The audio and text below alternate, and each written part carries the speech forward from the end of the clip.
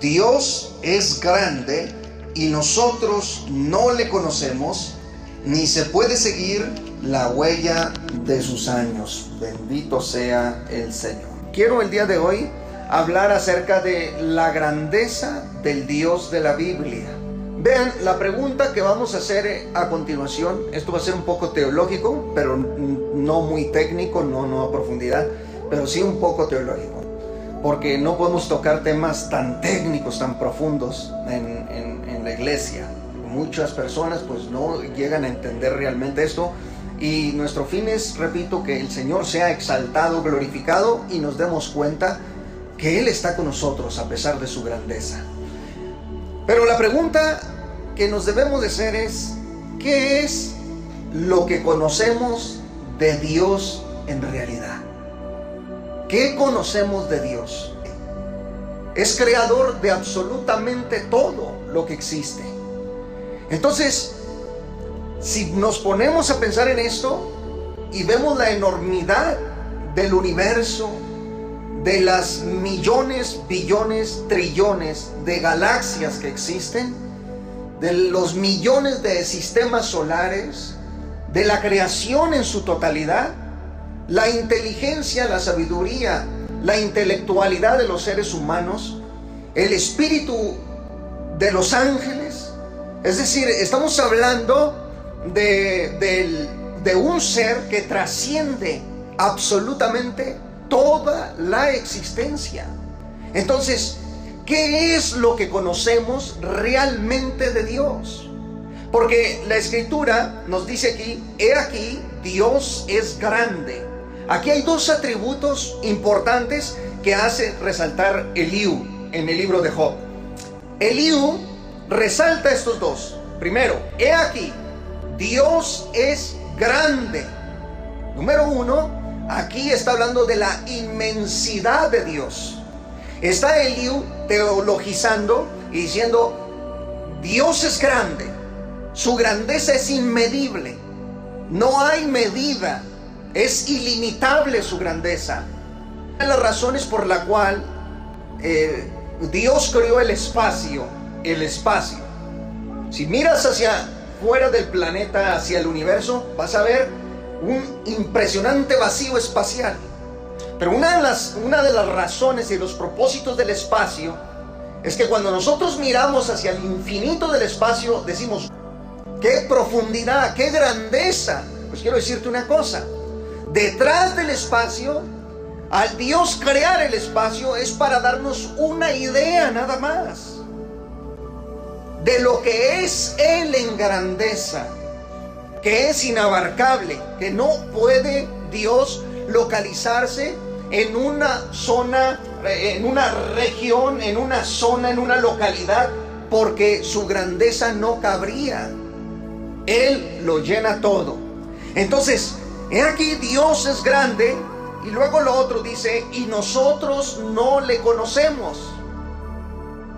Esto está tremendo, porque la afirmación es: y nosotros no le conocemos. Estoy hablando del libro más antiguo de la Biblia.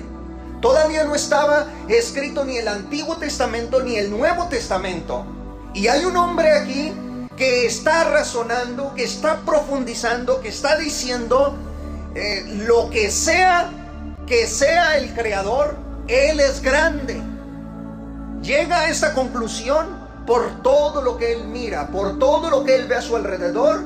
Entiende que quien quiera que haya creado esto ha de ser inmensamente infinito, ha de trascender a la existencia física. Y lo segundo es que dice: ni se puede seguir la huella de sus años. O sea, lo que se nos está diciendo aquí es que Dios en esa grandeza es eterno. Imagínense nada más. Entonces aquí hay dos atributos, pero dentro de la grandeza de Dios nos vamos a meter. Vamos a profundizar dentro de esa palabra. He aquí, Dios es grande. ¿De qué estamos hablando cuando tratamos acerca del ser de Dios? Dios no es físico, no es materia, no es no tiene forma, Él es amorfo, Él trasciende las zonas espaciales, no tiene limitaciones espaciales. Ni siquiera, escuchen esto que les voy a decir, Dios no tiene tampoco espacios ni dimensiones en su ser, ni siquiera infinitas. No podemos decir Dios es de aquí a acá.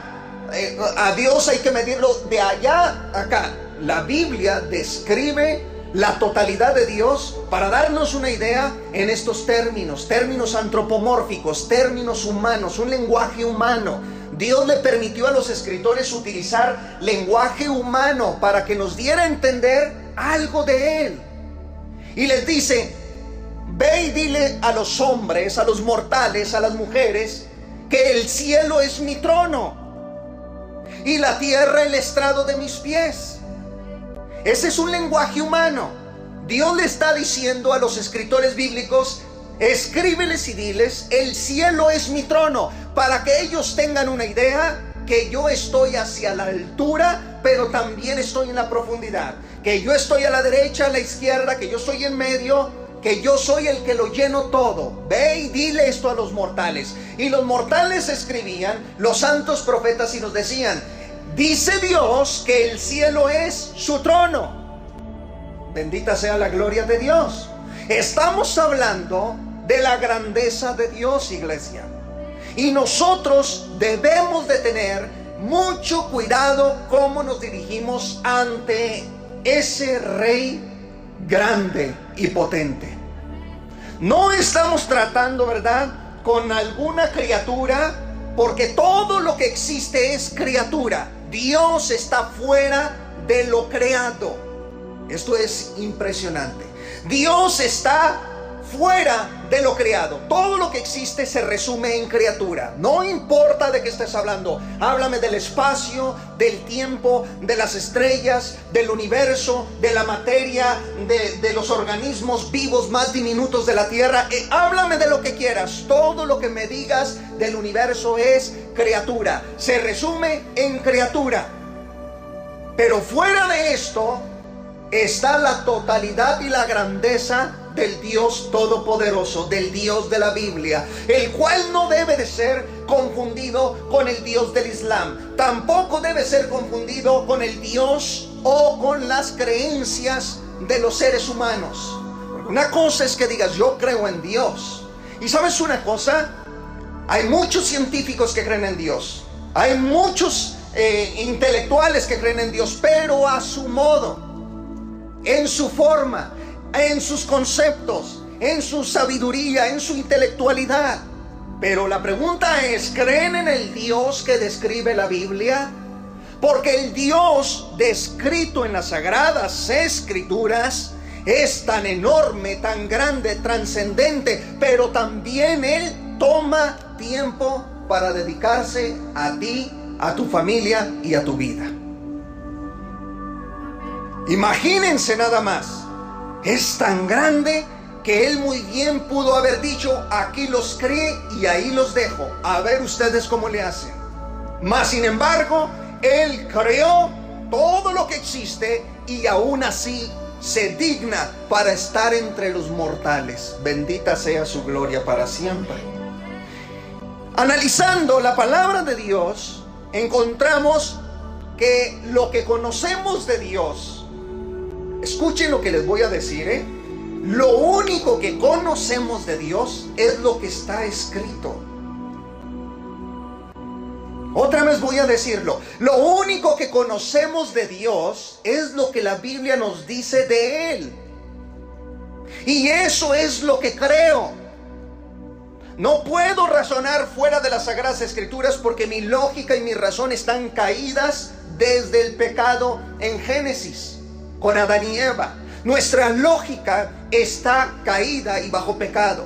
Cuando tú dices, investigas la Escritura y dices: aquí hay un error bíblico, quiero decirte una cosa, que lo que acabas de decir en ese momento no solamente es una falacia, no solamente es una blasfemia a la Escritura. Cuando tú dices: aquí hay un error bíblico, aquí se contradice, lo que te está pasando y no te has dado cuenta es que en tu lógica que está bajo pecado es la que está distorsionada. Y cuando tratas de leer, malentiendes. ¿Por qué razón? Porque nuestra lógica, nuestra intelectualidad ha sido afectada por el pecado. Por eso vemos, como dijo Pablo, borrosamente las cosas. Pedimos a la grandeza de Dios sabiduría, misericordia para entender su palabra. No puedo razonar a Dios fuera de la Biblia. No puedo entender a Dios fuera de la Biblia. No puedo ir hacia la ciencia para comprender algo de Dios. No puedo hacer eso porque el Dios de la Biblia ha revelado algo de Él. Y lo que ha revelado nos ha tenido históricamente estudiando sus sagrados libros. Bendita sea la palabra de Dios. Entonces chequen, entendemos algo de Dios por medio de las cosas creadas.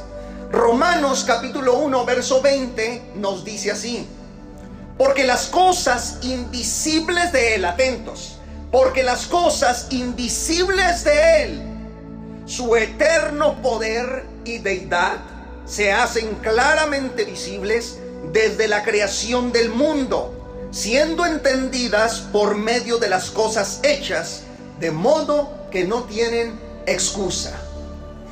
Pablo en Romanos capítulo 1 verso 20 nos está diciendo que cuando miramos hacia el universo, porque aquí está escrito, porque las cosas invisibles de Dios, lo invisible de Dios, ¿cómo podemos ver lo invisible de Dios? Dice, su eterno poder y deidad. Deidad es la totalidad del ser de Dios, la totalidad de lo que es Dios. Entonces, dice, se hacen claramente visibles. O sea, las cosas invisibles de Dios se hacen visibles.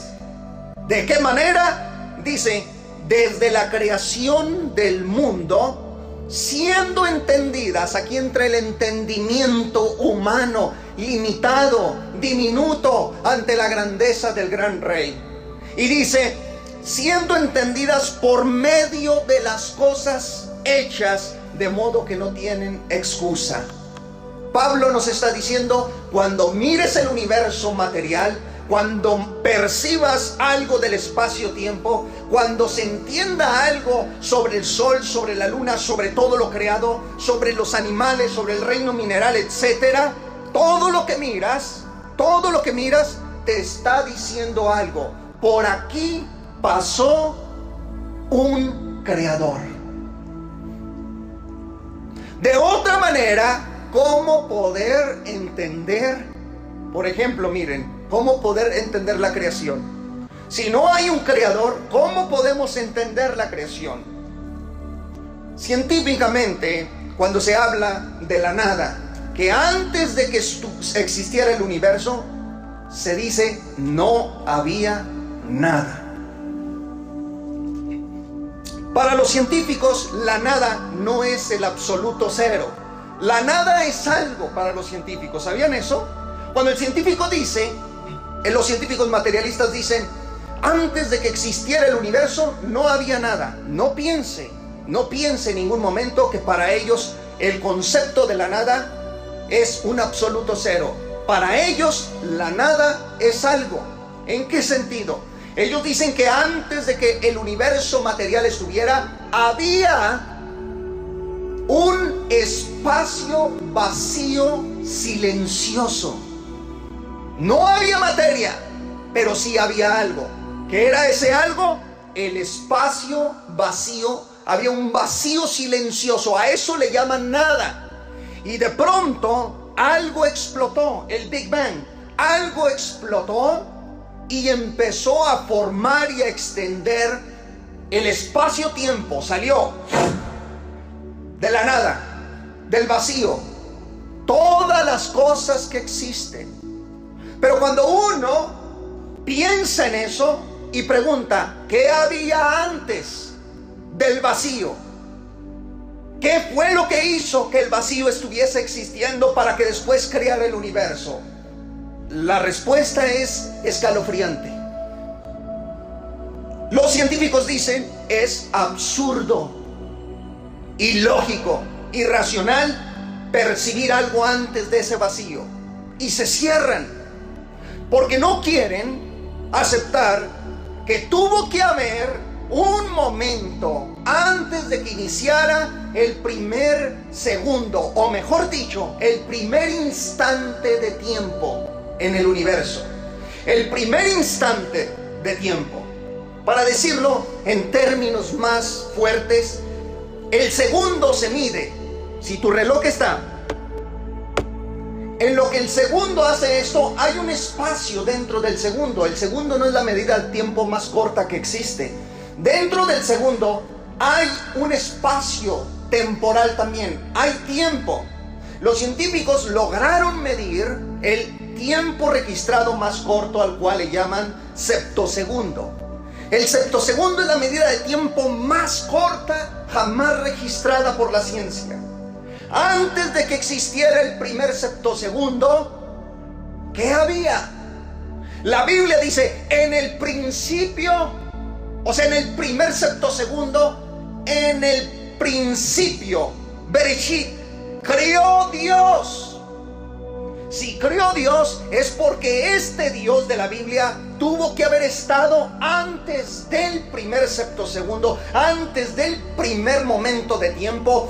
Trascendía la existencia de los tiempos. Y es aquí donde dice Eliú, ni se puede seguir la huella de sus años, porque volteamos hacia el principio y ¿saben una cosa? Se nos borra por completo teológicamente de dónde viene Dios, cómo es que ha existido eternamente Dios, cómo le hace para ser como es. Pero sí tenemos en la Biblia una descripción suficiente para decirnos a nosotros, no solamente yo soy grande, no solamente soy todopoderoso, no solamente soy el Shaddai, pero yo estoy contigo. Estamos aquí tratando de algo realmente impresionante. ¿Por qué necesitamos enseñar muchas veces estas cosas? ¿Saben por qué? Porque hasta cierto punto me fastidio, me canso de escuchar muchas veces el reniego, las quejas de los hermanos y de sus vidas delante de la grandeza de Dios. ¿Por qué digo esto? ¿Saben por qué? Porque tu Dios no es un moneque, no es un diosito, no es un pelele. Él se sienta sobre la corona del universo. Reina, si no crees esto, ¿qué estás haciendo dentro de su santo evangelio? Si no crees a la Sagrada Escritura y lo que revela de la totalidad de su ser, ¿qué estás haciendo aquí? Vete y enciérrate con aquellos, ¿verdad?, que creen en diositos. Y ya los hermanos evangélicos tienen un nuevo término para Dios. Si Diosito me ayuda. No es Diosito. No hay ni siquiera un versículo bíblico que te acompañe con esa frase. No es Diosito, Él es Dios y todopoderoso. Fuerte el aplauso a su gloria, por favor. Fuerte a su presencia en su gloria. Bendito sea el Señor. Ustedes van a oír el lenguaje de cristianos y cristianas derrotados, que tienen en su mente ellos han dibujado a Dios. Dicen, esto es Dios. Y lo dibujan a un grado donde lo minimizan, lo subordinizan, lo hacen tan pequeñito en su caja cuadrada, en su caja lógica, y andan entre los mortales sin entender realmente de quién estamos hablando. El Dios de la Biblia trasciende absolutamente todas las cosas. Si Dios desprendiera, como dice Isaías, los cielos, si Él hiciera los cielos, porque dice que agarra los cielos, estoy hablando de los Shamaim, los cielos de los cielos, no estoy hablando solo de esta atmósfera, cielos, plural. Si Él en este momento los agarrara, y dice la Biblia que Él los envuelve como un pergamino, les hace así para observarnos a todos nosotros. No porque su mirada no pueda hacerlo de una manera penetrante, lo hace, pero te está indicando, ¿ves los cielos de los cielos? Son como una cortina para mí. Bendita sea la gloria de Dios. Pero los cristianos y las cristianas hemos pensado y hemos minimizado a Dios y hasta le llamamos de una manera muy descarada y le decimos: si Diosito me ayuda. Bendita sea la gloria de Dios. Dios es grande. Y aún, dice el escritor, no le conocemos. Esta enseñanza puede hacer ver a Dios como un Dios muy lejano, muy grande y muy alto, a tal grado que no pueda relacionarse con nosotros. Pero hay algo en Dios que lo hace relacionarse con su pueblo, y de eso voy a hablar. Vean, dos atributos increíbles realmente en Dios que tienen a los teólogos. Bueno, todos los atributos de Dios son de verdad impresionantes, pero estoy diciendo, ¿qué es lo que conocemos de Dios? Lo que la Biblia describe. Si la Biblia me dice que Él es grande, eso es lo que conozco. Tengo que entender algo de esa grandeza.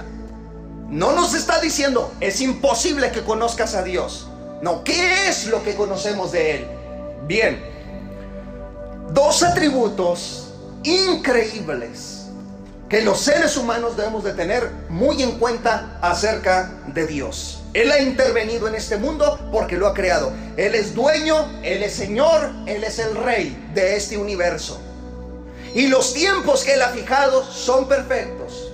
Pero hermano, hay un desorden tremendo y un caos en el mundo. Deje que exista todo eso. Por algo está siendo permitido por Dios. No es que Dios lo ha provocado, Dios lo permite. Hay gente que se pregunta, ¿por qué le va mejor a este impío, a este pagano, a este que ni siquiera sirve a Dios, a este todo lo tiene? Dice Proverbios: no te desesperes, no te emociones, no empieces a hacer declaraciones cuando le va bien al impío, porque el juicio de Dios se le aproxima. Tú sigue confiando en el Rey de Reyes. Bendita sea la gloria de Dios. Muy bien. La trascendencia de Dios que está dentro de su grandeza. La trascendencia de Dios significa que Él es infinitamente distinto y separado al universo. Dios lo creó. En el principio creó Dios. Y dice, en el principio era el Verbo, y el Verbo era con Dios, y el Verbo era Dios. Dios creó el universo. ¿Estamos de acuerdo? Lo hizo, lo diseñó, le puso orden a las cosas. O sea, Dios lo creó. Pero al crearlo, no fue parte de esa creación desde el punto de vista que haya salido de Él otro Él y se haya hecho doble en el universo. Eso es imposible, porque el universo es materia. Y la Biblia dice que Dios es espíritu. Bueno, hermanos, está tremendo esto. La naturaleza de Dios es que Él es espíritu. Y si es espíritu, está separado de la materia, está separado del tiempo, está separado del espacio. No lo afecta. A mí me afecta el espacio y el tiempo. A ti te afecta el espacio y el tiempo. Una de las razones por las cuales los cuerpos se arrugan y empezamos, ¿verdad?, a colgar nuestras arruguitas, a hacernos viejos, a hacernos viejas, ya, ¿verdad?, a quedarnos chimuelos y todo eso, se debe al espacio-tiempo que nos rodea, porque nuestros cuerpos están ajustados a este espacio-tiempo. Dios no es afectado por las leyes temporales, porque Él no vive ni está unido al tiempo en ese aspecto como siendo uno. Al contrario, Él es espíritu. Y las leyes del tiempo y las leyes espaciales son inaplicables a su eterno ser y deidad. Esta es grandeza de Dios. Sé que si aquí estoy limitado, Él es ilimitable. Sé que si yo soy mortal, Él es inmortal. Sé que si yo soy temporal, Él es eterno. Sé que si yo soy espacial, Él es infinitamente infinito y eterno, sin espacios ni dimensiones en absolutamente nada de Él. Bendita sea su gloria. Está separado y es distinto a la creación. Escuchen lo que les voy a decir. Mira donde quieras en el universo. No importa lo que mires. Mira el sol. ¿Sabes una cosa? No se parece nada a Dios. Mira las estrellas. ¿Sabes una cosa? Con todo y su resplandor y su brillo casi eterno, no se parece en lo absoluto a Dios. Tremendo. A donde mires no encontrarás semejanza al Dios de la Biblia. Entonces, ¿qué dice la Escritura? Escuchen esto. ¿Y qué pues haréis semejante a Dios? ¿O qué imagen le compondréis? Escuchen. ¿A qué pues haréis semejante a Dios? ¿O qué imagen le compondréis? Hay evangélicos que atacan a los católicos por el uso de imágenes. Pero un análisis mental dentro de las mentes de los evangélicos, ellos ya tienen una imagen de Dios aquí. Y esa imagen que se hicieron habla de un Dios pobre, un Dios mediocre, un Dios no todopoderoso, un Dios limitado. Entonces estamos 1000 veces más peor que los católicos, porque tú te levantas con esa imagen de Dios, tú comes con esa imagen de Dios en tu mente, tú trabajas con esa imagen de Dios en tu mente, traes una imagen degradada de lo que Él es. Él trasciende a lo que estás pensando de Él. Si tú dices, ya no puedo con esto, Dios, ¿sabes una cosa? Qué bien que ores, pero recuerda que Él es grande en poder para socorrer tu vida. Y no está limitado a eso. Bendita sea la gloria de Dios. Bendito sea la gloria de Dios, hermanos. Separado de todo. Por eso los serafines decían, santo, santo, santo es el Señor Dios Todopoderoso. ¿Por qué cantaban los serafines santo, santo, santo? La palabra santo, tanto en hebreo, kadosh, como en griego, agios, significa separado, apartado. No hay partícula física en Él. No existe nada, no hay forma absoluta en Él que tú puedas decir, así es Dios. Por eso dicen, santo. Está diciendo, apartado, separado de toda la creación eres tú, Señor Dios Todopoderoso. No hay nada semejante a ti. Es lo que están los serafines cantando por toda la eternidad. Bendita sea su gloria para siempre. La santidad en el ser de Dios es eso, que no hay materia que lo toque. Y vamos a tomar esta idea a la inversa. ¿Cómo es posible que Él esté aquí con nosotros y sienta yo que me toca, pero yo soy materia? Y cuando Él toca mi espíritu, mi materia siente que es mi cuerpo, que Él me ha tocado. Siento que Él me ha tocado. Más sin embargo, yo no le toqué a Él. Pero si tú haces esto con este objeto, o si tú haces esto con otro ser humano y le tocas el hombro, ese ser humano siente que lo tocas, pero tú también sientes que lo tocaste.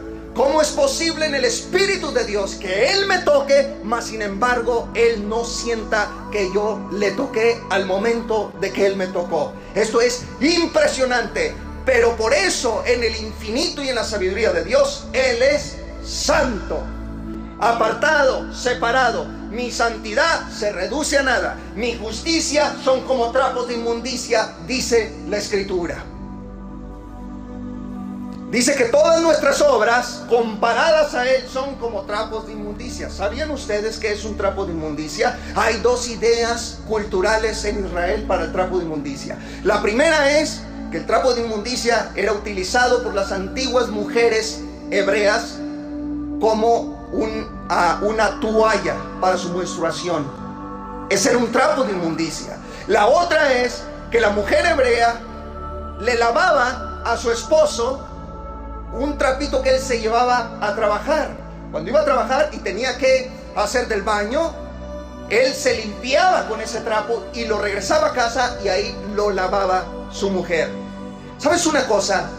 Todo lo que hagas y te creas más santo que tus hermanos y te sientas la última Coca-Cola del desierto y digas: yo ya alcancé la esfera serafínica, yo ya soy un querubín, yo casi soy un ángel, mira, casi vuelo, ahí voy, ahí la llevo.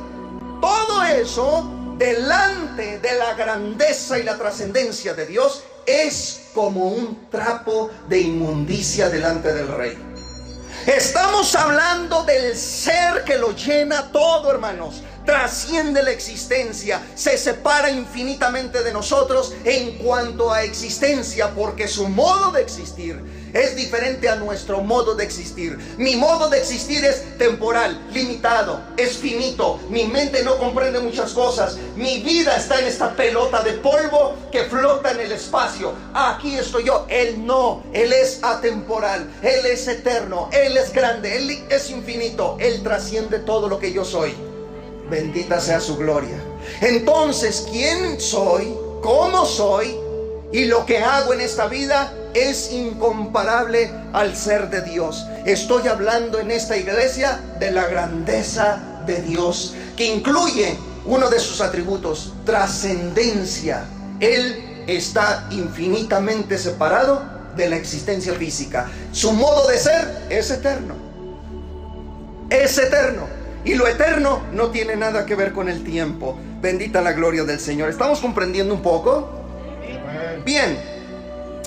Entonces, cuando se piensa en Dios, no pensamos en una composición química, en una composición atómica, en una composición nuclear. En Dios no pensamos en aspectos materiales, en aspectos antropomórficos. No vemos en Dios unos ojos como los nuestros, no vemos en Dios manos como las nuestras, no vemos en Dios una forma. Entonces usted dice: ¿por qué la Biblia describe a Dios? Dice: los ojos de Jehová están sobre los justos, el brazo de Jehová extendió los cielos, Jehová con su mano o con su dedo hizo esto, hizo aquello. Todo eso, repito, en la Biblia es lenguaje figurado. Dios permitiéndole a los mortales hacer uso de palabras físicas y humanas para darnos una idea de quién es. Vean a Jesús diciendo: mas yo por el dedo de Dios, dijo Cristo, echo fuera demonios.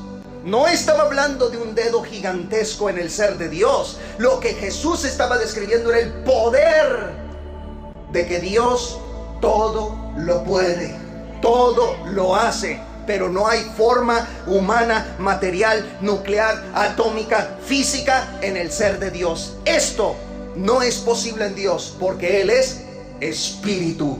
Y es un espíritu invisible, un espíritu eterno, un espíritu indivisible, que no se puede dividir en partes. No puedes decir: esta parte es de espíritu, esta no. En Dios no aplica todo esto. ¿Se fijan lo que es hablar de la grandeza de Dios? Sin necesidad de profundizar tanto, más para dar una idea a la iglesia de a qué Dios estamos sirviendo. Miren, en Isaías 40:28, Isaías 40:28, Dios es descrito de esta manera: ¿no has sabido, no has oído que el Dios eterno es Yahweh, Jehová, el cual crió los confines de la tierra? No desfallece ni se fatiga con cansancio, y su entendimiento no hay quien lo alcance. Bendita la gloria de Dios. Este es el Dios de la Biblia, hermanos. El Dios de la Biblia no se te cansa, no se duerme. El Dios de la Biblia está atento constantemente, instantáneamente. Él está aquí para contestar cualquiera sea la petición de sus hijos y de sus hijas. Bendita sea su gloria. Y nos dice: no desfallece ni se fatiga. Dios no nace, Dios no crece, Dios no cambia. No pensamos en términos así en Dios. No decimos: Dios nació. No hacemos eso. Cuando hablamos de la encarnación, no decimos Dios nació.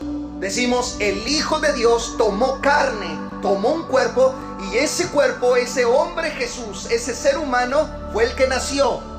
No Dios, porque su totalidad como ser no nace, ni crece, ni tiene más poder. escuchen lo que les voy a decir. Dios no está creciendo en poder.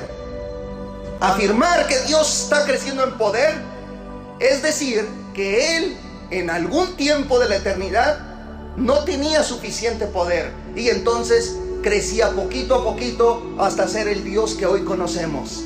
No, el poder de Dios, su naturaleza, su presencia, sus maravillas, todo lo que Él es, ha sido así desde ayer, hoy y lo será siempre. Esa es la grandeza del Dios de la Biblia.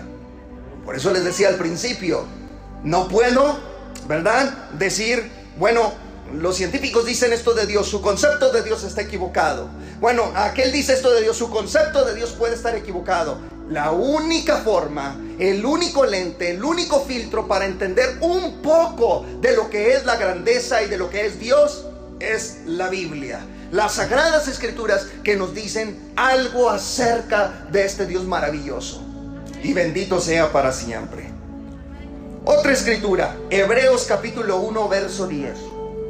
Hebreos capítulo 1, verso 10. Estamos hablando de la trascendencia, de cómo Dios se separa de manera infinita de la creación, de la materia, del espacio, del tiempo, y lo coloca en esa esfera de lo que Él es, Dios Todopoderoso. Hebreos 1:10 dice: y tú, oh Señor, en el principio fundaste la tierra, y los cielos son obra de tus manos. Ellos perecerán, mas tú permaneces. En Oseas capítulo 11 y verso 9 se nos dice: yo Dios soy y no hombre. Entender a Dios bajo nuestro razonamiento puede llevarnos a un error. Entender a Dios a través de las Escrituras nos dirige y nos lleva al Dios de la Biblia. ¿Me explico, hermanos? Dios no es hombre. Hermanas, denle gracias a Dios que Dios no es hombre. Bendita sea la gloria. Hermanos, y nosotros como varones demos gracias a Dios que Él no es hombre en esencia. Repito, Él es espíritu. Si Él fuera hombre, nosotros ya estuviéramos, ¿verdad?, caducados. Porque no crean, a mí se me vienen pensamientos en veces de decir: si yo fuera Dios, los consumo con fuego. A todos los que me caigan gordos, a todos los que me caigan mal. Ese es el corazón del hombre, ¿se fijan? Y si aquel me cae bien mal, lo consumo. Si yo fuera Dios, hacía campeón a la América todos los torneos, ¿verdad? Si yo fuera Dios, haría cualquier cosa, pero para hacer que mis sentimientos sean satisfacidos. ¿Y saben una cosa? Gracias a Dios que Él no es hombre para que mienta, ni hijo de hombre para que se arrepienta. Gracias a Dios que nuestro Dios es grande en misericordia, grande en poder, grande en sabiduría, y Él no hace acepción de personas. Hay gente que ha dicho: bueno, si no hace acepción de personas, entonces ¿por qué eligió solo al pueblo de Israel? ¿Han oído eso? ¿Y por qué no eligió a otros? Y entonces el argumento se cae cuando les dice: mira, si Dios hubiera elegido a Rusia, todos diríamos: ¿por qué eligió a Rusia y no a Guatemala? Bueno, si Dios elige a Guatemala, ¿verdad?, para comenzar ahí la historia de su pueblo, todos los demás íbamos a decir: ¿por qué elige a Guatemala y no a México? El argumento es barato. Dios en ese mundo tenía que comenzar con alguien, y comenzó con el pueblo de Israel, no porque dice la Biblia, sobresaliera de las naciones, sino porque era el pueblo más vil y menospreciado del mundo, y por eso Dios lo escogió para traer su santo evangelio al mundo. Bendita sea la gloria de Dios. El Salmo 8 hace una afirmación única sobre la operación que hay entre la trascendencia de Dios y su inmanencia. Ahorita voy a decir lo que es inmanencia. Estoy describiendo lo que es la trascendencia. Vean el Salmo 8 y voy a leer el verso 1. Oh Jehová, Señor nuestro, cuán glorioso es tu nombre en toda la tierra. Has puesto tu gloria sobre los cielos. De la boca de los niños y de los que maman, fundaste la fortaleza a causa de tus enemigos, para hacer callar al enemigo y al vengativo. Cuando veo tus cielos, obra de tus dedos, la luna y las estrellas que tú formaste, digo, ¿qué es el hombre para que tengas de él memoria? ¿Y el hijo del hombre para que lo visites? ¿Notaron algo? Vean la inmensidad, la grandeza de Dios ante lo diminuto del hombre. Está diciendo el Salmo: sé que tú hiciste los cielos, la tierra y todo lo que existe. Y me pregunto, siendo tú el Señor, el amo, el dueño de todo, ¿quién es el hombre para que lo visite? Aquí vamos a ir poniéndole un poquito de freno a la enseñanza, para que se dé cuenta que siendo Él tan grande, se digna para estar con nosotros. Dios está tan atento de la creación que Él vigila molecularmente la composición hasta de las nubes. Impresionante. Dice la Escritura: alzarás tú a las nubes tu voz para que te cubra muchedumbre de aguas. Enviarás tú los relámpagos para que ellos vayan, y te dirán ellos: henos aquí. Dios está atento. Cuando ves que el cielo se nubla, no creas que a Dios se le pasa eso desapercibido, o que digas: ¿estará Dios realmente atento a esta lluvia? La Biblia dice que Él hace llover sobre buenos y malos. Número 2, Él observa hasta el polvo de la tierra. Dice la Biblia: cuando el polvo se ha endurecido, se ha convertido en dureza, y los terrones se han pegado unos con otros, Dios está viendo hasta el polvo de la tierra. Él está atento al polvo, está atento a las nubes, está atento a las estrellas, está atento a la dimensión del universo. Pero escuchen, número 3, ¿cazarás tú la presa para el león? Le pregunta Dios a Job. O sea, le está diciendo: tú que te crees muy sabio, muy intelectual, dime quién alimenta al león, dime quién forma las nubes, dime quién está atento al polvo. Pues ¿quiénes somos los intelectuales, los teólogos, los sabios de este mundo? Si Él como dueño está involucrado en esto, hermano, yo me levanto y allí, ¿verdad?, le digo a mi esposa: pues con unos huevitos y un jamoncito tengo, y unos frijolitos. Pero a mí qué me va a importar si el león traga o no. A mí qué me importa el polvo que voy pisando, qué me interesan esas cosas, porque uno padece muchas veces de egocentrismo.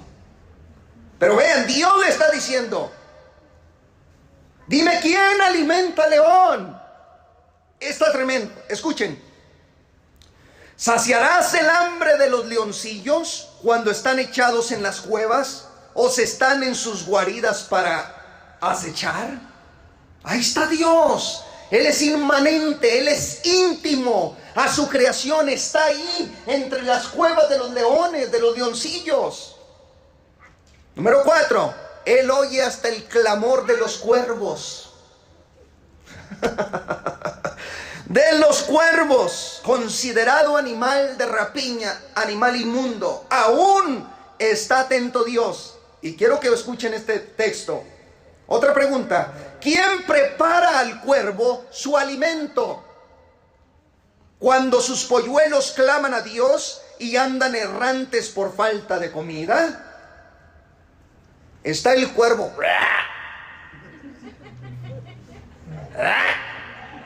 y está clame y clame. Y ¿sabes una cosa? Tú y yo nos volteamos a ver y decimos: mira ese animalito, cómo está ahí clamando, gimiendo tanto. Y Dios sabe lo que Él quiere y está atento a Él. ¡A un cuervo! Vamos a sacar a Dios de la caja lógica y mental que traemos, de la imagen que nos hemos formado los evangélicos, porque no hay nada con lo cual lo puedas comparar a tu Dios. Bendita sea su gloria. Dice: y andan errantes por falta de comida. Dios alimenta al cuervo. Cuando le clama, el cuervo, ¡ah! Yo no sé qué le está diciendo, pero si alguien entiende el idioma de los animales es Dios. Como Adán, el primer hombre antes de la caída, entendía el lenguaje de los animales. Pero escuchen, ¿cómo es posible? Pero en el mundo espiritual y de dimensión de Dios, oye. Y el cuervito, para traducir, ¿verdad?, su lenguaje en español es: ¡tenemos hambre! Y yo todo lo que escucho en la tierra es ¡ah! Pero él en eso le ha dicho: ¡tenemos hambre, yo y mis hijos! Y ahí está Dios, dice: prepara alimento para el cuervo. Y ahí está el cuervo con sus polluelos, comiendo el alimento preparado por Dios. Él es íntimo a su creación, se involucra en ella siendo grande, trascendente, está atento. Qué hermoso rey tenemos, bendita la gloria del Señor. Escuchen, Dios está junto a los animales del campo en sus tiempos de dolores. Usted y yo estamos durmiendo tranquilos, bien a gusto en el trabajo, donde quiera, pero puede haber un animalito sufriendo y Él está atento a ese dolor.